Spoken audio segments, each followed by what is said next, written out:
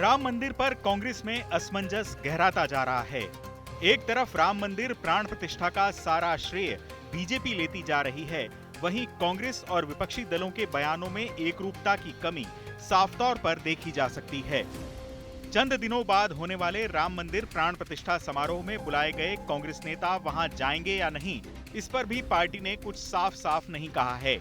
बल्कि राहुल गांधी के करीबी माने जाने वाले सैम पित्रोदा जैसे कांग्रेस नेताओं ने तो यहां तक कह दिया कि उन्हें ये समझ नहीं आ रहा कि एक देश के रूप में भारत किस दिशा में ले जाया जा रहा है। इस बीच कर्नाटक की सिद्धारमैया सरकार में मंत्री दशरथैया सुधाकर ने राम मंदिर उद्घाटन को स्टंट बताते हुए विवादित बयान दे डाला है। उन्होंने कहा है कि पिछले चुनाव में वोट हासिल करने के लिए बीजेपी सरकार ने पुलवामा आतंकी हमले का इस्तेमाल किया और इस बार वो भगवान राम की तस्वीर पकड़ रहे हैं। अयोध्या में राम मंदिर का उद्घाटन एक स्टंट है। ये सच है कि राम मंदिर का उद्घाटन लोकसभा चुनाव की पृष्ठभूमि में है। राम सभी के लिए भगवान हैं। मंदिर का उद्घाटन चुनावी अवधि के दौरान करना एक नौटंकी है। बीजेपी वोट हासिल करने के लिए भारत की धार्मिक मान्यताओं का इस्तेमाल कर रही है। पिछले चुनाव में राम मंदिर कहां था? लोग मूर्ख नहीं हैं। हमें 2 बार मूर्ख बनाया गया है। मुझे विश्वास है कि हम तीसरी बार मूर्ख नहीं बनेंगे। इधर उत्तर प्रदेश कांग्रेस के अध्यक्ष अजय राय ने बीजेपी पर भगवान राम की मार्केटिंग करने का आरोप लगाया। उन्होंने कहा कि दर्शन करने या भगवान के यहाँ जाने पर निमंत्रण की जरूरत नहीं होती। जब भगवान चाहते हैं तो बुलाकर दर्शन दे देते हैं। इधर कांग्रेस के सहयोगी दूसरे विपक्षी दल भी लोकसभा चुनाव से पहले प्राण प्रतिष्ठा के आयोजन से असहज हैं। पहले भी कह चुका हूं कि ये पूरी तरीके से भगवान ये राम मंदिर का पूरी मार्केटिंग कर रहे हैं। भगवान हमारे आस्था के केंद्र और आज एक नई परंपरा इन लोगों ने डाली कि मंदिर के शिलान्यास में भी निमंत्रण भेजा जाता है। मैं तो नहीं समझता भगवान के दर्शन करने के लिए या भगवान के स्थान पे जाने के लिए कोई निमंत्रण भेजा जाता है। तो हमारे यहाँ ये हिंदू धर्म में ये पूरी तरीके से कहा जाता है कि जब भगवान चाहते हैं तो बुलाकर दर्शन दे देते हैं। तो ये भगवान बुलाएंगे दर्शन देंगे। ये देखिए, घर घर में राम ज्योति जलाने के लिए भारतीय जनता पार्टी के आह्वान की जरूरत नहीं है। राम इस देश की अस्मिता और संस्कृति है। डॉक्टर फारूक अब्दुल्ला जी का बयान आप देखिए गौर से, राम पूरे देश का है, पूरे विश्व का है।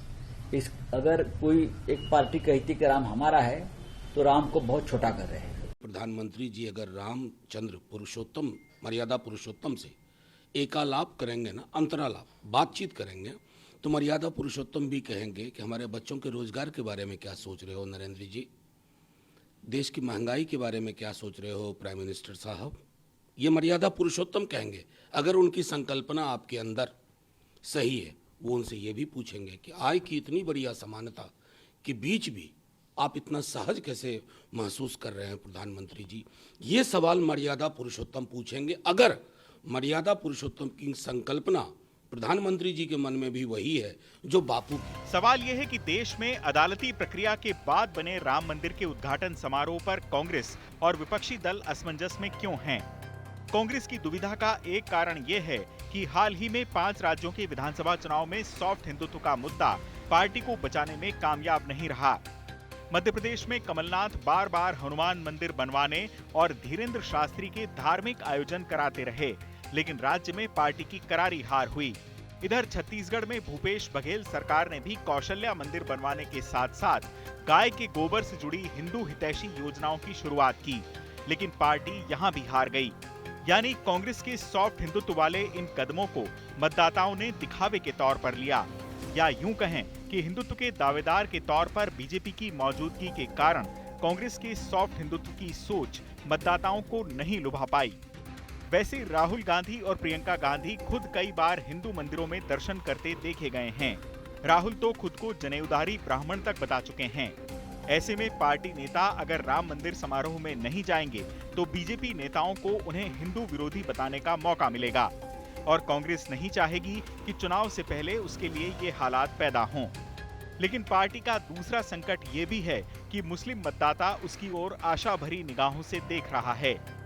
मुस्लिमों का एक तबका अयोध्या में राम मंदिर निर्माण को बाबरी ढांचे के ध्वंस के बाद हुई घटना के तौर पर देखता है। ऐसे में पार्टी अपने कोर वोटर को नाराज करने का जोखिम भी मोल नहीं ले सकती। यूपी जैसे बड़े और राजनीतिक तौर पर महत्वपूर्ण राज्य में अगर कांग्रेस को वापसी करनी है तो मुस्लिम वोटर्स का पार्टी के पाले में लौटना बेहद जरूरी है। नतीजा ये है कि राम मंदिर पर कांग्रेस के नेताओं के बयानों में एकरूपता की कमी साफ तौर पर दिखाई दे रही है। चुनाव आज तक।